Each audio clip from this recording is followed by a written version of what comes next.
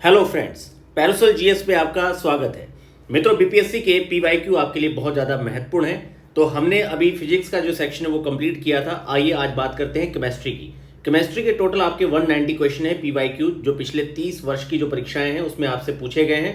तो यहाँ पर हम इसके हाफ जो आपका पार्ट है 95 क्वेश्चन को यहाँ पे डिस्कस करेंगे और सेकंड वीडियो भी आपको आज ही देखने को मिलेगी। तो बहुत ध्यान से देखिए, खास तौर पे यहाँ पर एक सही डायरेक्शन की तरफ हमें आगे बढ़ना है और आपके पीवाईक्यू बहुत ज़्यादा महत्वपूर्ण है। तो मित्रों, आइए रसायन विज्ञान के प्रश्नों को शुरू करते हैं। लोहे का विशुद्धतम रूप क्या है? तो ये पिटवा लोहा होता है जो लोहे का विशुद्धतम सबसे ज़्यादा शुद्ध रूप होता है। और जो आपका कच्चा लोहा है उसमें थोड़ी सी चीज़ें जैसे सिलिकॉन, मैग्नीज जैसे तत्व मिले रहते हैं, तो वो आपका पूरा शुद्धतम रूप नहीं होता। इसलिए जो आपका लोहे का सबसे ज़्यादा शुद्ध रूप होता है वो आपका पिटवा लोहा होता है। निम्नलिखित में से कौन सा एक तत्व नहीं है? तो देखिए, धातु धातु ये आपके तत्व हैं, लेकिन जो गैस होती है, खास तौर पे ये सारी गैसों की यहाँ पे लिस्ट दी गई है। और इसके अलावा जो अक्रिय गैसें हैं ये सारे आपके जो है ये तत्व की परिभाषा में नहीं आते। तो ये गैस इसका आंसर है। ये बहुत सारे आपको यहाँ पर वन लाइनर सिंपल क्वेश्चन दिखेंगे, लेकिन कई जगह ऐसे कॉन्सेप्ट और इतने अच्छे आपको फैक्ट दिखेंगे कि आप कहीं ना कहीं अगर आपने वो फैक्ट नहीं पढ़े तो आपसे परीक्षा में वो प्रश्न गलत हो सकता है। आधुनिक रसायन शास्त्र के जनक कौन है? तो ये आपके लेवोजियर हैं। एंटोनी लेवोजियर को आधुनिक रसायन शास्त्र का जनक माना जाता है।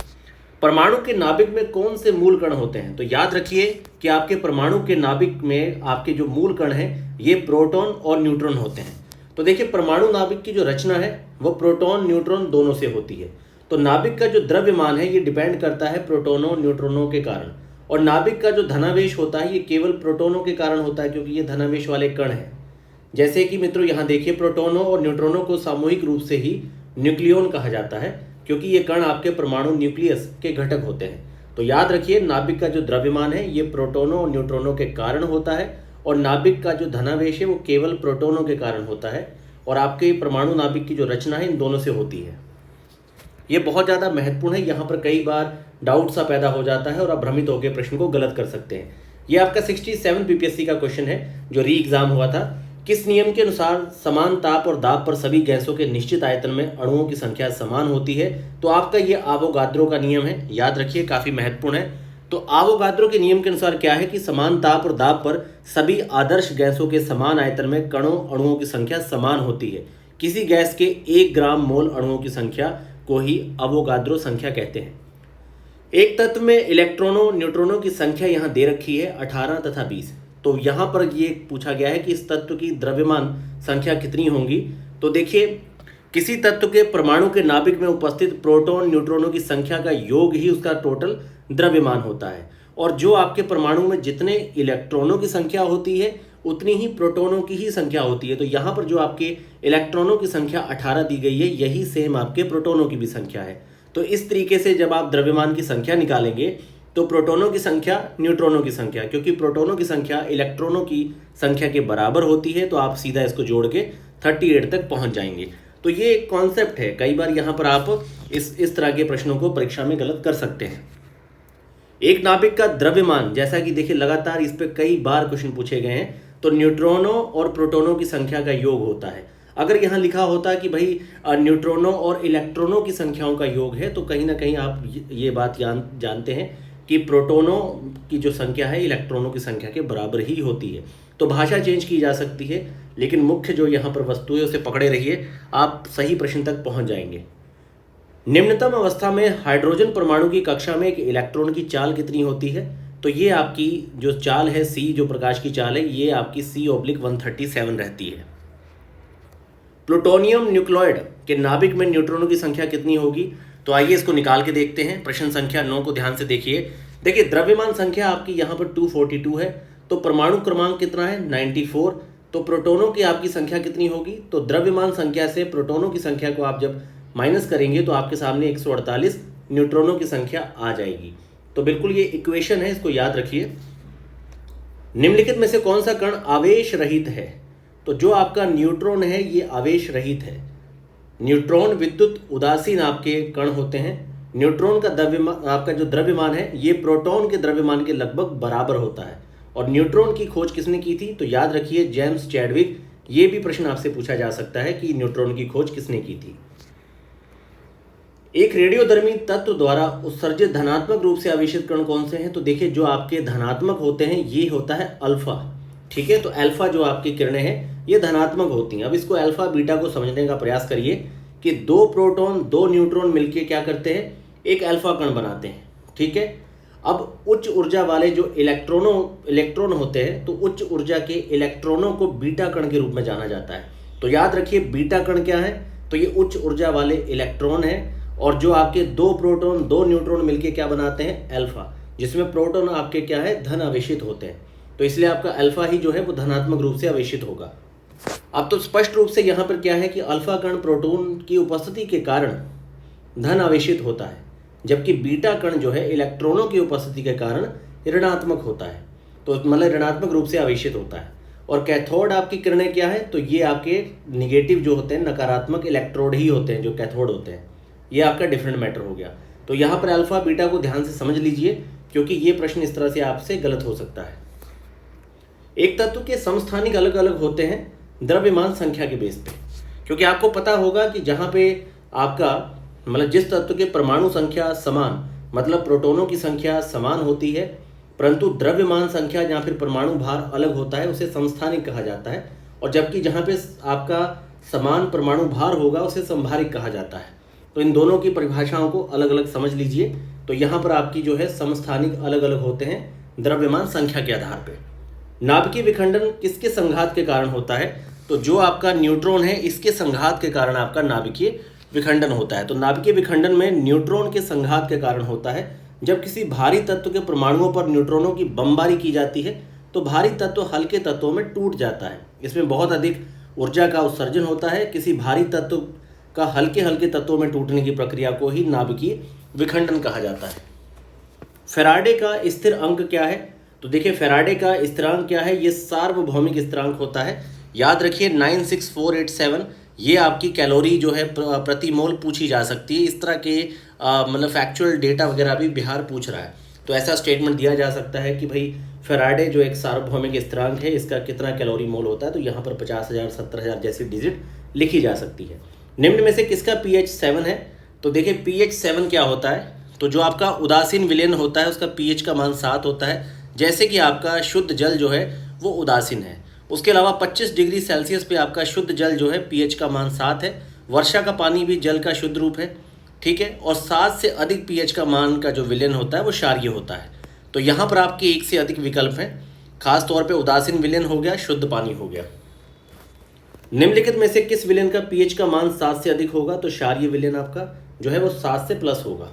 पानी का pH 7 है, ये वही आपके रिपीटेड क्वेश्चन है। निम्नलिखित में से किसका आपका गलनांक सबसे उच्च होता है, तो जो बोरोन है इसका गलनांक आपका सबसे उच्च होता है। याद रखिए आपके बोरोन का जो गलनांक है ये आपका 2453 के है, और वहीं आपका लोहे का जो आपका गलनांक है ये 1808 के है। तो इसको याद रखिए कि आपके बोरोन के बाद लोहा है और उसके बाद आपका सिलिकॉन है, फिर आपका एल्यूमिनियम है। तो ये क्रम भी कई बार इसी सेम पूछे गए प्रश्न के जो ये आपके 4 ऑप्शन है इन्हीं को ग्रेटर या लेस देन के साइन बना के भी पूछा जा सकता है। तो इस तरीके से प्रश्न आप कहेंगे रिपीटेड नहीं आया, पर इसी तरह से भाषा को चेंज करके रिपीटेड क्वेश्चन के डाटा को ही मतलब घुमा फिरा के आपके लिए नए प्रश्नों को बना दिया जाता है। नीलम रूबी का देखिए यहाँ पे रासायनिक सूत्र पूछा गया है। तो ये आपका क्या है कि कृत्रिम रूप से भी बनाया जाता है और नेचुरली भी। तो ये आपका इसका सूत्र याद रखिए, Al2O3 जो है इसका फॉर्मूला है। एक घोल का pH 3 से 6 बदलता है। देखिए इस तरह के क्वेश्चन में डिजिट जो आपकी 3 से 6 है इसे 2 से 4 दिया जा सकता है। तो आपको इसके अकॉर्डिंग ये नीचे जो फॉर्मूला है इसको याद रखना है, ताकि आप कैलकुलेशन के द्वारा अपना जो प्रश्न का उत्तर निकाल सकें। ये 3 से 6 तो 2 से 4 भी दिया जा सकता है। तो एक घोल का जो pH है वो 3 से 6 बदलता है। तो इसमें जो हाइड्रोजन के आयन है उसकी सांद्रता क्या होगी, 10 गुना कम होगी। तो यहाँ पे देखिए जब आप सेम इसको फॉर्मूले पे रखेंगे 10 की पावर -3 तो ये आपका 1000 गुना कम हो जाएगी। ये फॉर्मूला ध्यान में रखिए, यहाँ पर डिजिट को चेंज करके आपके लिए नया प्रश्न बनाया जा सकता है। ब्रोमीन क्या है, तो ये एक लाल द्रव है। देखिए ब्रोमीन क्या होता है कि एक गहरा लाल रंग धारित है जो तीक्ष्ण गंध देता है और ये वाष्पशील द्रव होता है। इसका परमाणु क्रमांक 35 है। कमरे के ताप पर यह द्रव अवस्था में रहता है, ये पॉइंट याद रखिए। यह अज्वलनशील है, जल में अल्प विलेय है ये, और ये आपके हैलोजन वर्ग में आता है। तो इसकी और भी ये जो सारी कैरेक्टरिस्टिक दी गई हैं याद रखिए, क्योंकि ब्रोमीन पे ही ऐसे 3 स्टेटमेंट बना के पूछे जा सकते हैं कि कौन सा स्टेटमेंट गलत है। निम्नलिखित में से कौन सा रेडियोधर्मी तत्व नहीं है? तो कैडमियम आपका रेडियोधर्मी नहीं है। ये एक विषैली धातु है जो निकल कैडमियम बैटरी के उत्पादन में इस्तेमाल होती है। संघनन क्या है? तो वाष्प का द्रव में परिवर्तन है, जैसे कि बादल, कोहरा, वर्षा, ये सब संघनन के ही एग्जाम्पल हैं, उदाहरण है। विलयन विलायक के प्रति इकाई आयतन या प्रति इकाई द्रव्यमान में उपस्थित विलय की मात्रा को क्या कहते हैं? तो ये एक परिभाषा को ही यहाँ पर सीधे सीधे पूछ लिया गया है कि भाई ये क्या है? तो ये विलयन की सांद्रता है। तो यहाँ पर देखिए विलयन की सांद्रता, खास तौर पे यहाँ पर समांगी विसरण आपका क्या होता है? तो ये इन्होंने यहाँ पर डिफाइन करके दे रखा है कि भाई विलयन या विलायक के प्रति इकाई आयतन या प्रति इकाई द्रव्यमान में उपस्थित जो विलय की मात्रा है, इसे रसायन में विलयन की सांद्रता के रूप में जाना जाता है। और यहाँ पर देखिए, और जो सबसे ज़्यादा अवयव होगा उसे विलायक कहा जाता है। और बाद में आपका देखिए विलयन में विलायक के अतिरिक्त जो उपस्थित बाकी एक से अधिक अवयव होते हैं, ये विलय होते हैं। तो विलायक, विलयन और विलय तीनों को यहाँ पर डिफाइन कर रखा है। वेल्डिंग में प्रयोग होने वाली गैसें कौन सी है? बहुत इंपॉर्टेंट है। ऑक्सीजन और एसिटिलीन वेल्डिंग में इस्तेमाल होती हैं। वेल्डिंग के प्रयोग में जो आपकी ऑक्सीजन और एसिटिलीन है ये इस्तेमाल होती हैं, याद रखिए। गैल्वेनाइज लोहा क्या है? तो भाई जस्ते की जो परत चढ़ा दी जाती है, जंग ना लगे, वो आपका गैल्वेनाइजेशन होता है। डिटर्जेंट क्या है? तो ये सल्फोनेट हैं आपके, ये एल्काइल बेंजीन सल्फोनेट्स होते हैं जो आपके कठोर जल में भी घुलनशील होते हैं। याद रखिए एल्काइल बेंजीन सल्फोनेट्स भी लिखा जा सकता है ऑप्शन में सल्फोनेट की जगह। वह तत्व जो मानव पसीने के माध्यम से उत्सर्जित होता है, तो देखिए मैग्नीशियम, लोहा, जस्ता, पानी, ये सारे तत्व हैं, एक से अधिक। तो याद रखिए मानव के पसीने में आपका पानी हो गया, खनिज में जैसे कि यूरिया, आपका जैसे sodium, potassium, calcium, magnesium, zinc और आयरन, ये सारे तत्व जो हैं आपके पसीने में होते हैं। नीला थोथा क्या है? तो रासायनिक रूप से कॉपर सल्फेट ही आपका नीला थोथा है। इसका ये फॉर्मूला आप याद रखिए, बहुत ज़्यादा महत्वपूर्ण है। अब रसायन विज्ञान के अनुसार निम्न में से कौन सा भौतिक परिवर्तन है? तो देखिए पानी का उबलना, बर्फ का पिघलना, मोम का पिघलना, ये सारे उदाहरण हैं, एग्जाम्पल हैं। याद रखिए इन्हीं ऑप्शंस एग्जाम्पल को पकड़ के आपके लिए एक नया टफ क्वेश्चन यहाँ बनाया जा सकता है। निम्न में से कौन सा एक अलोह धात्विक खनिज है? तो याद रखिए यहाँ पर आपके जो अलोह धात्विक खनिज है, इसमें पूरी यहाँ पर कैटेगरी लिस्ट दी गई है, तो एक से अधिक यहाँ पर आपका विकल्प है। ट्यूबलाइट और परख नलियों के प्रयोग में किया जाने वाला ग्लास किससे बनता है? तो देखिए सिलिका भी इसमें रहती है, ग्लास के टुकड़े भी हैं, एक से अधिक विकल्प आपका है। तो यहाँ पर देखते हैं ये कैसे बनता है। तो ट्यूबलाइट या जो परख नली का प्रयोग होता है, इसको बनाने के लिए ग्लास क्षारीय धातुओं के सिलिकेटों का एक अक्रिस्टलीय पारदर्शी मिश्रण है, जिसमें सिलिका, सीरियम ऑक्साइड, सोडियम और अन्य ऑक्साइड होते हैं। तो आपको सिलिका, सोडियम, सीरियम ऑक्साइड याद रखना है कि ट्यूबलाइट्स और परख नलियों के कांच को बनाने में इस्तेमाल किया जाता है। Silica, cerium oxide, sodium. निम्न में से किस धातु की विद्युत चालकता सबसे अधिक है? तो यहाँ पर क्रम देख लीजिए, ये आपसे प्रश्न के तौर पे पूछा जा सकता है। सबसे ज़्यादा विद्युत आपकी चालकता चांदी की, फिर तांबे की, फिर एल्यूमिनियम की, फिर बेरिलियम, फिर कैल्शियम है। पृथ्वी का वातावरण में सबसे प्रचुर मात्रा में पाई जाने वाली गैस कौन सी है? तो ये आपकी नाइट्रोजन है, 78.07। अल्कोहल को कार्बोक्सिल अम्ल में परिवर्तित किया जाता है ऑक्सीडेशन के द्वारा। तो अल्कोहल जो है आपका, अल्कोहल का भी ये फॉर्मूला आप याद रखिए, इवन पूछा जा सकता है। इसका जो ऑक्सीडेशन है जिससे कि कार्बोक्सिल आपका बन सकता है, फिर आपका बन जाता है ये वाला। तो ये दोनों फॉर्मूले याद रखिए, तो ऑक्सीडेशन से आपका बनेगा ये। नाभिकीय रिएक्टर में नाभिकीय विखंडन में विद्युत उत्पन्न करने वाला जो साधारणतः प्रयोग होता है, जनरली यूरेनियम होता है आपका। बाद में सेकेंडरी आप यहाँ पर प्लूटोनियम को रखेंगे। निम्न में से सबसे अच्छा जो अग्निशामक है, अग्नि को बुझाने वाला, वो कार्बन डाइऑक्साइड होती है, आपको बुझाने वाली गैस। क्योंकि भाई आपको याद होगा वेल्डिंग में हम ऑक्सीजन को इस्तेमाल कर रहे हैं एसिटिलीन के साथ, तो और ज़्यादा प्रज्वलित कर रही है, तो यह आपकी कार्बन डाइऑक्साइड है। तो आग से बचाव हेतु कार्बन डाइऑक्साइड एक अच्छा अग्निशामक है, और अग्निशामक यंत्रों में सामान्यतः कार्बन डाइऑक्साइड आपकी इस्तेमाल की जाती है। फुलरिन या बकीबॉल जो है, इसका कार्बन परमाणुओं का, कितने कार्बन परमाणु का बना होता है? तो देखिए फुलरिन कार्बन जो है आपका, ये 60 कार्बन परमाणु है। यहाँ पर 60 नहीं दिया गया है, तो उपयुक्त में से कोई भी विकल्प ये वाला यहाँ ऑप्शन है। याद रखिए फुलरिन आपका कार्बन के 60। अधिक ऊंचाइयों पर द्रवों का क्वथनांक क्या होता है? तो देखिए, अधिक ऊंचाई पर आपका वायुदाब क्या है? घटेगा, तो क्वथनांक भी घटेगा। याद रखिए कि जो आपका क्वथनांक है उसके साथ दाब का समानुपातिक संबंध होता है, इसलिए ऊंचाई के साथ क्वथनांक, दाब घटता है तो क्वथनांक भी घटता है। निम्नलिखित में से सबसे भारी धातु कौन सी है? तो यहाँ पर देखिए प्लेटिनम है, और ऑप्शन में सेकंड आपकी भारी कौन सी है? तो ये सोना है आपका, क्योंकि यहाँ प्लेटिनम का जो आपका घनत्व है 21.45 ग्राम प्रति घन है। तो आपका सबसे भारी यहाँ पर प्लेटिनम है, उसके बाद सोना है। उस वैज्ञानिक का नाम बताएं जिसने कहा था कि पदार्थ को ऊर्जा में बदला जा सकता है। ये आइंस्टाइन थे। आपको इनका फॉर्मूला याद होगा, E=mc²। वह उपकरण जो ईंधन की रासायनिक ऊर्जा को सीधे विद्युत ऊर्जा में बदलता है, तो ये ईंधन सेल होता है। टूटी हुई हड्डियों की रक्षा के लिए प्लास्टर ऑफ पेरिस का प्रयोग होता है, जिप्सम होता है इसमें आपका मेनली। इसका फॉर्मूला याद रखिए, पूछा जा सकता है। प्लास्टर ऑफ पेरिस का सूत्र देखिए, ये क्वेश्चन आपका आया है।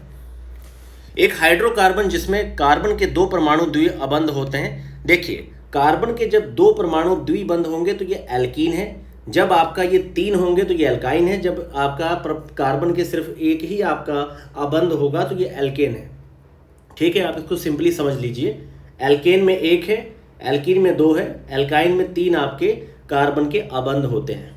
ठीक है, तो इस तरह से ये आपका क्लियर हो जाएगा। और बाकी ये पूरी एक्सप्लेनेशन है कि आपके कार्बन हाइड्रोजन के मुक्त यौगिक जो है हाइड्रोकार्बन है।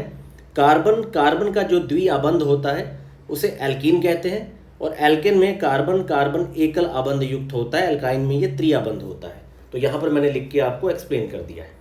सिरके का रासायनिक नाम क्या है? तो ये एसिटिक अम्ल है। इसका ये फॉर्मूला देख लीजिए, ये पूछा भी गया है परीक्षा में और आपको याद रखना चाहिए, क्योंकि यहाँ पर फॉर्मूला के क्वेश्चन पूछे जाते हैं। सिरके में उपस्थित आपका एसिटिक अम्ल हो गया।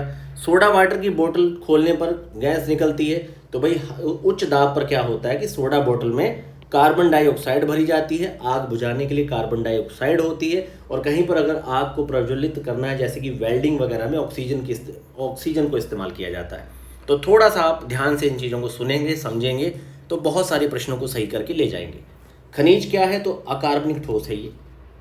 1945 में नागासाकी जापान में गिराए गए बमों में कौन सा विस्फोटक प्रयुक्त किया गया था? तो प्लूटोनियम था। खास तौर पे आपको याद होगा 9 अगस्त 1945 को आपका फैटमैन नागासाकी पे, और लिटिल बॉय जो था ये आपका हिरोशिमा पे। इसके लिए आप एक पासवर्ड सिंपल सा याद रखिए, हीना, क्योंकि पहले 6 अगस्त को आपका हिरोशिमा था, फिर आपका 9 अगस्त को नागासाकी था। तो हीना पे आपका प्लूटोनियम इस्तेमाल किया गया है। एक ही प्रकार का परमाणु निम्न में से किस में मिलता है? तो ये प्राकृत तत्व है। सबसे अधिक क्रियाशील धातु कौन सी है? तो ये आपका पोटेशियम है। और यहाँ पर नीचे देखिए क्रम दिया है, सबसे ज़्यादा क्रियाशील में आपका पहले पोटेशियम है, ये ग्रेटर देन है सोडियम, सोडियम ग्रेटर देन है calcium, calcium greater than iron. चारों को याद रखिए, बहुत महत्वपूर्ण और बड़ा प्यारा क्वेश्चन यहाँ पे बनेगा। निम्न में से किसे श्वेत धातु भी कहते हैं? तो ये देखिए, श्वेत धातु किसे कहा जाता है? तो जो आपका लेड हो गया, लिथियम हो गया, कैडमियम, बिस्मिथ और जस्ते की जो एलॉय या मिश्र धातु होती हैं, ये 6 के 6 आपके किस में जाएंगे? श्वेत धातु में। तो यहाँ कोई भी नहीं है, ठीक है, ऑप्शन में। वनस्पति तेल से वनस्पति घी बनाने में प्रयुक्त होने वाली गैस कौन सी है? तो ये नाइट्रोजन होती है। इसका फॉर्मूला देख लीजिए, वनस्पति तेल और हाइड्रोजन के साथ आपका 150 से 180 डिग्री सेंटीग्रेड पे उत्प्रेरक आपका निकल इस्तेमाल किया जाता है, फिर बनता है वनस्पति घी। तो आपको याद रखना है हाइड्रोजन गैस, निकेल, ठीक है, ये दोनों याद रखिए। इस तरह से आप ये क्वेश्चन घुमा के भी पूछा जा सकता है, ठीक है। उत्कृष्ट धातुओं के संदर्भ में यहाँ पर आपको स्टेटमेंट चुनने हैं। तो उत्कृष्ट धातु प्रकृति में शुद्ध रूप से प्राप्त होते हैं। और जो आपका यहाँ पर सेकंड ऑप्शन है कि भाई उत्कृष्ट धातु में यूरेनियम शीशा है जो है, ये आपका ऑप्शन गलत है, ये आपके उत्कृष्ट धातु में नहीं आते। आयोडीकृत लवण में रहता है पोटेशियम आयोडाइड। तो पोटेशियम आयोडेट हो गया, सोडियम आयोडेट हो गया, सोडियम आयोडाइड का प्रयोग जो है आयोडीकृत लवण बनाने में किया जाता है। खाने का नमक क्या है? ये मजबूत अम्ल और मजबूत क्षार है। इसका ये फॉर्मूला आप याद रखिए, ये आपसे पूछा जा सकता है परीक्षा में। सभी जैव यौगिक का अनिवार्य मूल तत्व क्या है? तो कार्बन है। जितना भी है संसार के सभी जैव पदार्थ में आपको कार्बनिक यौगिक मिलेंगे। ऑक्सीजन अनुपस्थित होता है केरोसिन में। तो केरोसिन में ऑक्सीजन अनुपस्थित होता है। रासायनिक रूप से केरोसिन जो है मिट्टी का तेल, ये हाइड्रोकार्बन का मिश्रण है। और ये आपको ज्ञातव्य होगा कि हाइड्रोकार्बन केवल कार्बन तथा हाइड्रोजन के यौगिक होते हैं। सिगरेट लाइटर में कौन सी गैस प्रयुक्त की जाती है? तो जो आपका सिगरेट का लाइटर होता है इसमें ब्यूटन होती है। तो ब्यूटन एक ज्वलनशील हाइड्रोकार्बन है जिसका आणविक सूत्र याद रखिए, ब्यूटन का आणविक सूत्र C4H10 है, याद रखिए। निम्नलिखित में से कौन सा तरलीकृत पेट्रोलियम गैस है आपकी? तो देखिए आपका जो एलपीजी होती है इसमें प्राइमली सबसे ज़्यादा 65% आपका ब्यूटन होता है, ठीक है। उसके अलावा प्रोपेन आपका 35% है और थोड़ा बहुत हाइड्रोकार्बन के तौर पे इथेन भी होता है। तो आपका मेनली इसमें ब्यूटन है और उसके बाद आपका क्या है, उसके बाद आपका प्रोपेन है। तो ब्यूटन आपका इसमें कितना है, 65% है और आपका प्रोपेन आपका 35% है। तो एक से अधिक यहाँ पर ऑप्शन है। और लेकिन अगर सिर्फ एक ही गैस को पूछा जाए तो आपको ब्यूटन यहाँ पे आंसर देना है। प्राकृतिक रबड़ किसका बहुलक है? तो ये आइसोप्रीन का आपका बहुलक है। इसका फॉर्मूला याद रखिए, ये पूछे जाएंगे रिपीटेड क्वेश्चन आपसे। फलों को जबरदस्ती मतलब पकाने के लिए क्या है? तो एथिलीन एक गैस है आपकी, ये एक पादप हार्मोन होता है जिसका इस्तेमाल किया जाता है। टेफ्लॉन आपकी टेट्राफ्लोरोएथिलीन इसका है, ठीक है। आप इसका भी पूरा ये याद रखिए मित्रों कि भाई इसका गलनांक वगैरह आपका 327 डिग्री सेंटीग्रेड होता है। अब आपको एक बात और याद रखनी है, अभी पे आपकी जो इंडियन आपकी काउंसिल है मेडिकल रिसर्च की ICMR, उसने टेफ्लॉन की जगह ग्रेनाइट कोटिंग जो आपके नॉन स्टिकी वेयर से उन्हें इस्तेमाल करने की बात की है। बेकेलाइट क्या है? तो ये आपका फिनॉल और फॉर्मेल्डिहाइड है। इस तरह के रिपीटेड क्वेश्चन आपको सीधे सीधे देखने को मिल सकते हैं, क्योंकि अगर आपने ये नहीं पढ़ा और आप साइंस बैकग्राउंड के नहीं हैं तो आपको इस तरह के जो आपके इक्वेशन है याद नहीं रहते, इसलिए सीधे सीधे इनको पढ़ लीजिए कि बेकेलाइट आपका फिनॉल और फॉर्मेल्डिहाइड का संघनन होता है। ट्राइग्लिसराइड क्या है? तो ये एक वसा होती है। तो ट्राइग्लिसराइड आपके शरीर में पाए जाने वाली वसा का एक प्रकार है और ट्राइग्लिसराइड में आपका जो देखिए हमारे शरीर भोजन से प्राप्त आपकी जो अप्रयुक्त ऊर्जा को ट्राइग्लिसराइड में परिवर्तित कर देता है और ट्राइग्लिसराइड वसा कोशिकाओं में संचित होती है। ग्रेफाइट और हीरे के बारे में निम्नलिखित में से कौन सा कथन सत्य है? तो वे एक समान रासायनिक आपकी प्रतिक्रिया से गुजरते हैं।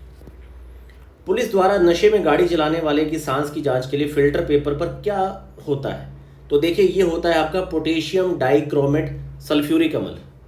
पोटेशियम डाइक्रोमेट सल्फ्यूरिक अम्ल आपका होता है। घरेलू ईंधन के रूप में प्रयुक्त एलपीजी में मुख्यतः आपकी कौन सी गैस होती है? तो ये आपका रिपीटेड क्वेश्चन है, अभी हमने पढ़ा था इसको।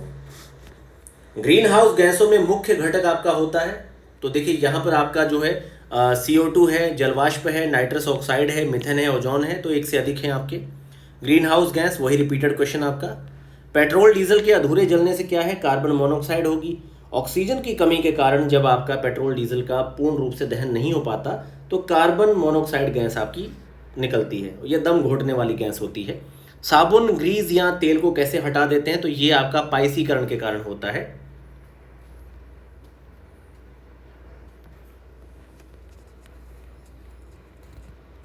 नाभिकीय रिएक्टरों में आपका DTO जो आपके ड्यूटेरियम है ये कैसे इस्तेमाल होता है? तो देखिए ये एक मंदक के रूप में इस्तेमाल होता है।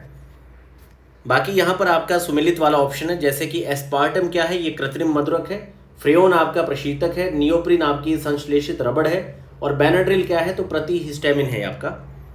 निम्नलिखित में से किसकी मात्रा अम्ल वर्षा में सबसे अधिक होगी? तो ये आपका सल्फ्यूरिक अम्ल है।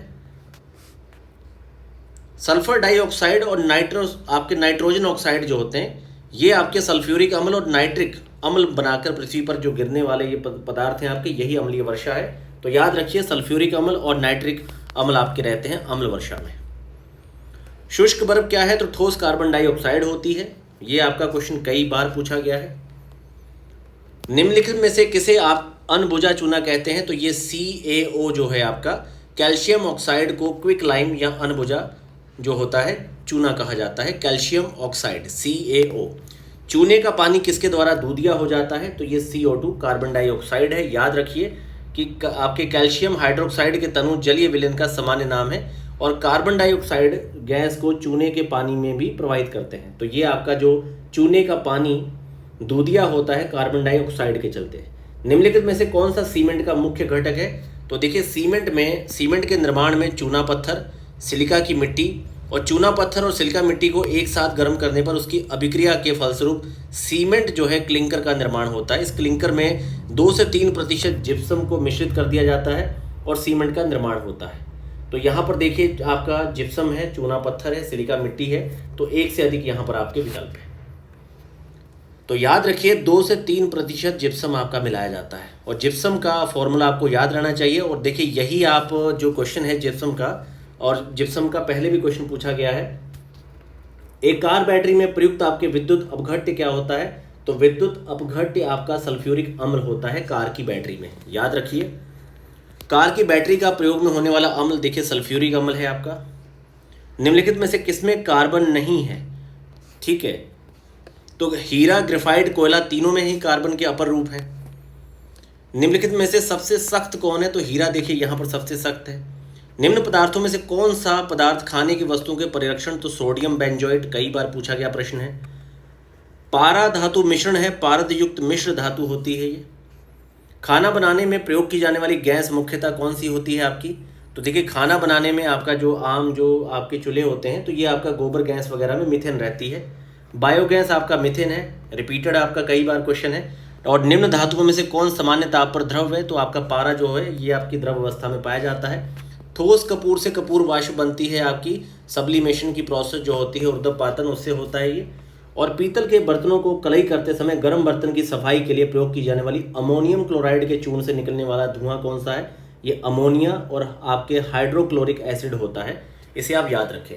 तो मित्रों आपके केमिस्ट्री के 94 क्वेश्चन हमने यहाँ डिस्कस किए। अब अगले 94 जो क्वेश्चन है उसको भी आपके थोड़ी ही देर बाद आपको ये वीडियो देखने को मिलेगी। आप बहुत ध्यान से देखिए क्योंकि ये जो डेटा है आपके लिए बहुत ज़्यादा महत्वपूर्ण है और आपको ये सीधे सीधे कई सारे प्रश्न अपनी परीक्षा में देखने को मिलेंगे।